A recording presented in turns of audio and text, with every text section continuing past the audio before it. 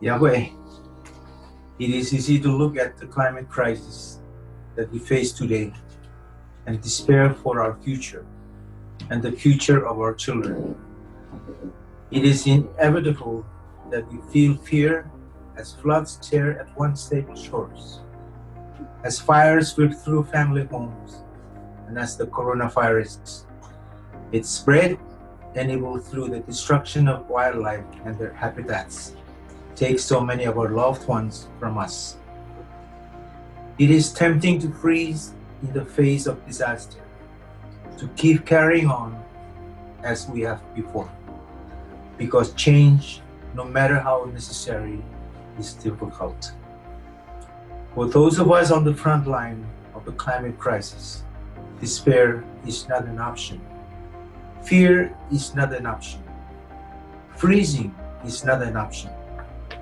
For our people, for our culture, for our future, we in the Pacific know that the only solution is action. Action that is fast, fair, and bold. We have never had a better opportunity to take such action.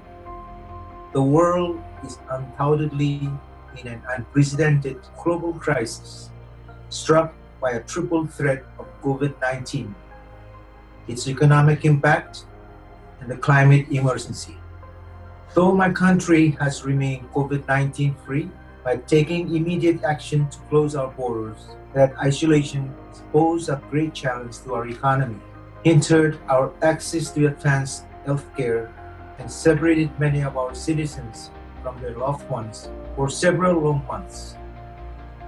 But we know that transformative change can arise from crisis and even from devastating disease.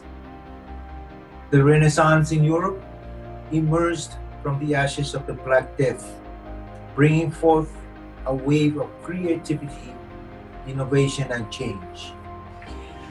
What will it take to unleash that today? To deliver a green recovery that not only gets us through the present emergency, but also sets on course for greater health, security, and sustainability. It will take commitment.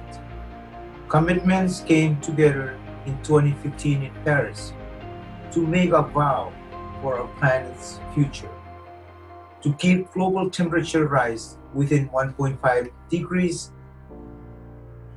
A key part of that agreement is for countries to submit enhanced nationally determined contributions every 5 years, the second round of which are due by the end of 2020.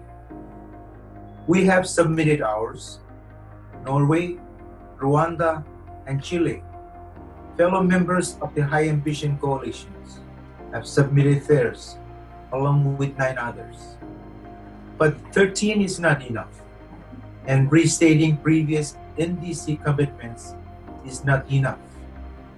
The deadline is fast approaching, and I call on fellow leaders not to let it slip. Live up to your commitments and submit an ambitious enhanced NDC this year.